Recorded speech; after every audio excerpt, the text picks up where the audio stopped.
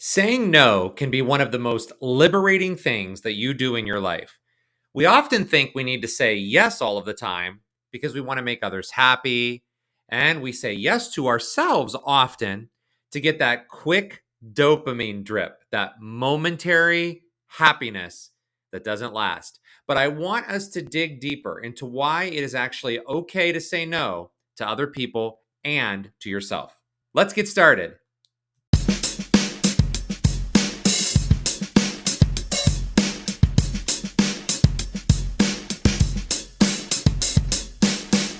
Hi, everybody. Welcome to the Strength, Yoga, and Freedom podcast. If you are new here, my name is Justin. This is the podcast where we use the philosophy of yoga in a practical and everyday way, one small step at a time, to become happier people. First of all, I want to apologize again for the audio issues in the very last episode. I hope that you enjoy this brand new audio that's coming. I love it. I hope you love it too. And so we're heading forward because we know things happen, but I will never, ever, for you and for me both, compromise the authenticity of when I record things, because I believe when I record things, things come out, and I believe that they will not come out again when I re-record. So that's why I love to be authentic with them. So as we move into today's episode, I want to remind you all that you can click any of the links, whether you're listening to this podcast on a podcast platform or whether you are listening to it on YouTube. There's links in the descriptions that will engage with me in Instagram, where you can follow me on Instagram. You can buy me a coffee or engage in listener support. You can sign up for our weekly newsletter. You can take advantage of Kenzie's sweet treats, which she's offering 15% off to all Strength, Yoga, and Freedom podcast listeners. And so I want to thank you all for your support as we move forward in our journey together. And, you know, I was thinking about this episode and what I wanted to talk about before I even planned it. And I got inspired by this example from my own life. You see, as a yoga teacher who teaches in a yoga studio, you often find that you might be asked to substitute for other instructors when they're sick, when they're away, when they can't make it, and the list goes on, especially if you yourself have training in all different forms of yoga like I do. And I remember when I was a newer yoga teacher that I would say yes to a lot of subbing for other teachers. And when that happened, what I noticed, being of my own decision making, and what I had to learn the hard way, was that I lost my own practice because I was teaching so much. And so it was time to start saying no to subbing so frequently so I didn't lose my own practice. And I firmly, I cannot say this enough, wholeheartedly believe with my entire being that if you are teaching anything to anyone, you better fucking be practicing it too. And I'm going to say that word fuck again, because when I say that, I am really serious about it. When you are teaching something to someone else, like yoga, you should be practicing it. So if you're not, that means to me that what you say when you're in the front of the room teaching, it doesn't matter because you're not practicing it yourself. But that's not just for teaching yoga. That could be for teaching anything. You have to be the student before you're the teacher. And while you're the teacher, you should also be the student. Because I believe teaching yoga is an honor and a blessing, but it is also worth noting that we work hard as yoga teachers to learn all of the things that are involved when you teach yoga, like anatomy and philosophy and safe sequencing, general safety practices, methodology, so on and so forth. So if you're also a yoga teacher who's listening to this, which we actually do have many yoga teachers who do listen to this podcast, I want you to give yourself credit, because teaching yoga and learning to teach it is a grueling process, but it is also well worth it. And that example of saying no to substituting a lot gave me the inspiration for this episode. And that's what we're talking about this month on this podcast, doing the things that are grueling or that we don't want to always do to yield the best results. So be sure that if you have not listened to the episode that aired last week, which was on June 13th, that was entitled, "Why Should You Get Up When the Alarm Rings?" Make sure that if you haven't listened to that episode, you do listen to it, because that episode provides a really solid foundation for what happiness really means in your life, how it feels when you garner more happiness and purpose in your daily life, and what the basis is for the teachings in these episodes that I'm giving you for the month of June and where they stem from. And a quick reminder for all of us, just in one sentence, I really encourage you again, though, to listen to that last episode, not the last episode, 2 episodes ago, but really listen to it, because I'm going to just recap in one sentence, but I want you to dig deeper by listening to that episode if you haven't. That in order to be able to live in your purpose and find more happiness, we initiate tapas in yoga, and that's self discipline, or also translated as a verb to heat, meaning you're burning off the crap so that you can clear your path forward. So, we are going to start burning with today's training on why it is okay to say no to others, and even more importantly, to say no to yourself. So let's get into that and start with the self. Saying no to yourself means that you are living authentically. Now, what does that mean? Well, let me give you an example. We talked in the last episode about doing the things that are going to prepare you for the next day.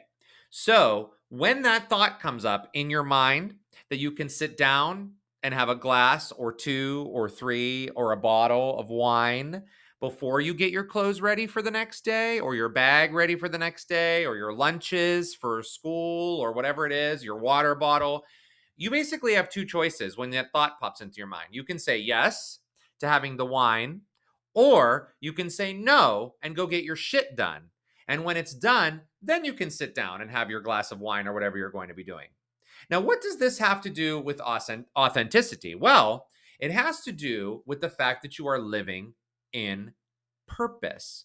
Your true, authentic self is the self that is going to be the self that is making decisions for the true, authentic purpose of your life, whatever that may be, in whatever stage of life you may be in. Making this decision regarding the wine and getting ready for tomorrow will train you to do this with other things, which we're going to talk about in a moment. But if you can do this with a simple glass of wine, or maybe even telling yourself no to staying in bed when the alarm rings, right? You are going to have an easier time telling people no when you don't want to do something. Now, you see, in yoga, our purpose, our dharma, is something that we're striving to live and fulfill. That place in your gut that makes you just feel so alive. You know that feeling. It's that feeling that you get when something really that you love comes into your life and it makes you feel a way, right? You know what that feeling feels like. It excites you. It makes you feel like you're alive. That is your dharma. This is where you make the decisions for yourself about what to do and what not to do. An example of this is if you know that you need to exercise because you want to be healthy, you want to feel good, you want to strengthen your muscles so that life doesn't feel like a chore, to move physically through, like getting in and out of the car, like going up and down the stairs, like lifting up your grandchildren, like opening up a cupboard that's above you, then you need to exercise, even though most of the time you do not want to. So in that example, you would say, okay, I'm going to do this, even though I don't want to do it. But on the reverse, if your friends invite you out to the club regularly and you keep saying yes because you just want to fit in, but you really don't want to do it because you'll wake up the next morning feeling hungover and tired and unable to tackle your day, then this is the time to say no because you do not want to. That's the time to say no because you don't want to. Because even though you said yes to exercising, you know that if you say no to exercising, it's not going to benefit you. But you know that saying no to going out to the club regularly is going to benefit you. So you need to weigh that out. You need to decide when to say yes and when to say no, depending on if it is aligning with your purpose. That's what you must decide. So understand there's a huge difference here, a difference in why you are saying no to doing the things you do not want to do. Now, telling yourself no is really hard, but you can start there because guess what? The only person who answers to you when it comes to your decisions regarding your life and your purpose is you. Nobody else in this world will ever be able to feel your purpose the way you do, not even your partner, because your partner has their own purpose. And when you're with someone in a relationship like that and you grow together in fulfillment and purpose, that is a whole nother beautiful thing that happens when you're in that state of love with the other person flowing together. But each person on the earth is a unique person. So your purpose is not always the same as the other person's purpose, nor will it make you feel the same as the other person will feel. Creatively and purposely driven, we are all different. So you are the only one who knows how the decisions will affect your purpose. So as we begin to talk about saying no to other people, let's uncover why we say yes to others so often. And psychological research tells us we say yes so often because of one thing. You guessed it, we're afraid. Our society teaches us that we say yes so often because no is impolite or that maybe you're an inconsiderate person. And then you start to feel obligated. And then what happens? What happens? You lose your purpose because you are then outwardly trying to please everyone else out of fear of what might happen when you say no. This is common, this is normal, and this is part of something that all humans experience. But it is important to say no to others for a variety of reasons. And these are the 3 reasons why it's really important to say no to other people. Number 1, it is a way to set boundaries. Number 2, it is a form of self-care. And number 3, you can begin to recognize concerning behaviors in yourself and others. So let's go through those one by one. Number 1, setting boundaries. Well, boundaries are an essential part of living a healthy life. If you've been listening to this podcast, you've heard me do episodes on boundaries. The research is all out there. Boundaries are a way to lead a healthy life, period. I mean, take it from someone like me who lived a very unhealthy life for decades. Setting boundaries is absolutely necessary. If you do not want your children out of your house past 8 p.m., you set a boundary. If you do not want your cousins over your house making a mess, you set a boundary. If you do not want to go out with your friends on a daily or weekly basis and get drunk and lose track of time or what you said or what you did, and then you have all these regrets, blah, blah, blah, you set a boundary. You set boundaries for who? Not other people, for you. They are a way to communicate to the world what you will and what you will not tolerate. And saying no to things is setting boundaries. Oh, and by the way, something I read in my research that I loved was this, and I'm going to tell you what it is right now. It was this. It said, it is okay to say no to a friend request on social media because not everyone is your friend. Like, I teach on social media often. I practice this stuff on social media, but to see that really gave me like that whoa moment. Like, okay, I know that not everybody's your friend, but that word friend request that Facebook has or follower that Instagram has, listen, not everybody's your friend and not everybody's your follower. They are looking at you for different purposes, okay? So understand, you do not have to accept everyone else's friend request. Guess what else that is? A boundary. Number 2, let's talk about self-care. So, a basic example of self-care here is that if you are really stretched thin, like with your finances, for example, and someone asks you to borrow money and you give it to them, and then you can't, because you've done that, you cannot pay your rent, and now you face an eviction process. Guess who is the person who is lost in that transaction? That's right, you. Now, this goes deeper than just that basic example. If you do not like how someone is talking to you, or they are verbally abusing you, or they are manipulating you, you have the power to say no, no more, or walking out of someone's life or placing someone else at a distance is also saying no because you are caring for yourself more than listening to someone speak to you like that. And one final thing when it comes to self-care, research and studies show us that if you train yourself to say no to things that do not align with your purpose and your self care, your overall health, the quality of your relationships, and your entire well being increases and lasts for years to come. An example of that is your friend group. Look at your friend group. Your friend group shifts or changes when you come into more self care because you are more apt to say no to the friends who are living maybe destructive lives, who are doing those things that are destructive, they're self destructive. And so you don't want a part of that anymore because you're trying to grow out of that behavior. And that's not to say that those are bad people, because that's certainly not the case. They are just not ready to make changes just yet. And they will come to that point when and if they are ever ready.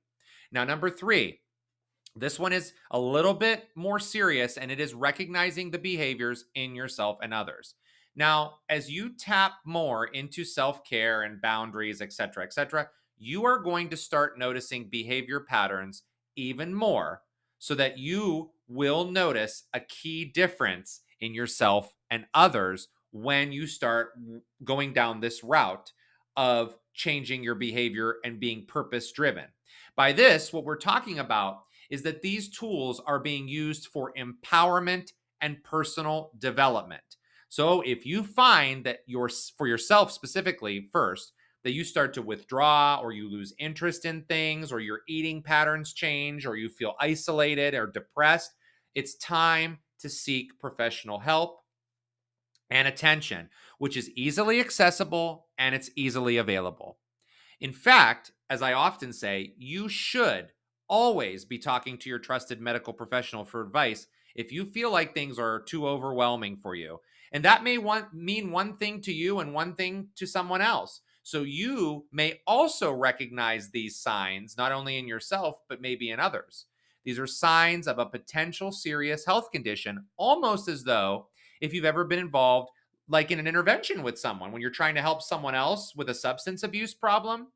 When you practice self care and boundaries and saying no and all of these things, you start to be extremely mindful and in tune to behavior patterns. Why? Because you're doing the work.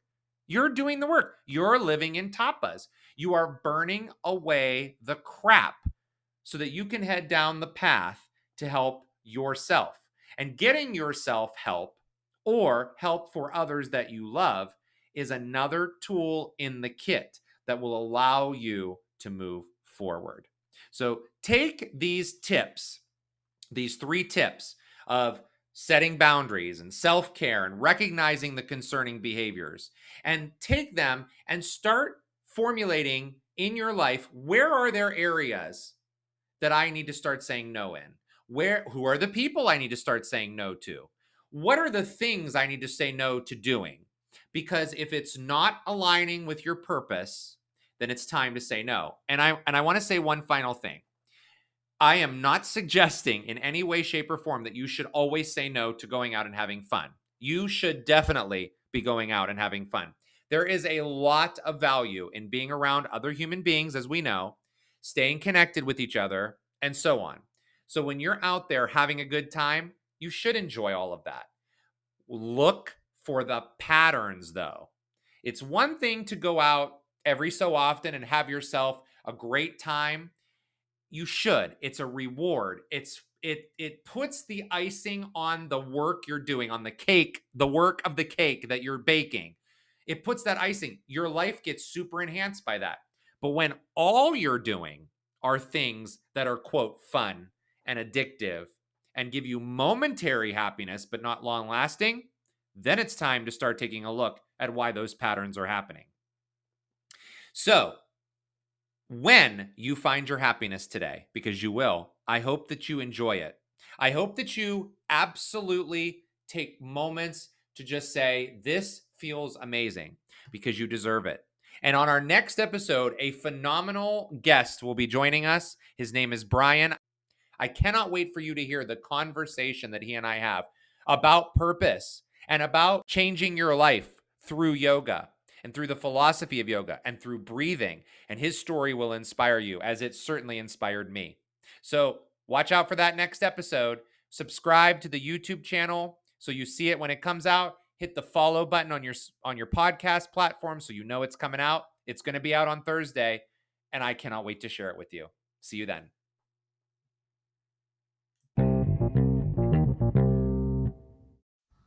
Okay, one last thing. The content in the Strength, Yoga, and Freedom podcast is not intended as a replacement or a substitution for the advice of any medical professional, like a physician, a psychologist, or a qualified therapist, or any other medical professional. It is intended for educational and entertainment purposes only.